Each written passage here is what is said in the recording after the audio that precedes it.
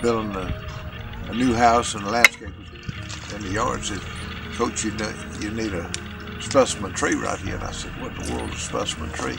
He said, "Well, I'll bring one." And then he brought about a 7-8 foot green Japanese maple that changed colors about 3-4 times a year. And I watched that tree for 12 years while I was coaching, and just looked forward to the changing of the seasons. And so when I retired from coaching, I had an interest in them, and then I developed a place at Reeltown and got some trees right there. And then I met Harold Johnson. He was a mechanic, but he's world renowned all over the world for his knowledge of Japanese maples. And he kind of introduced me to the different varieties and the different characteristics of different maples. And so the interest just grew from there.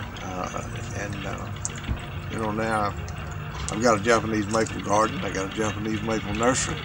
Got over 7,000 trees.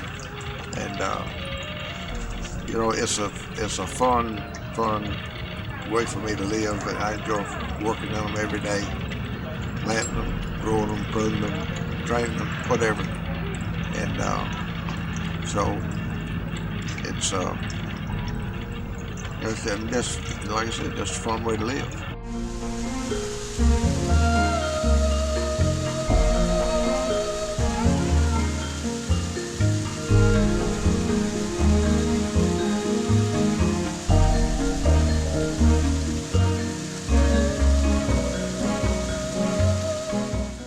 But my ambition is to make it better every year as long as I live.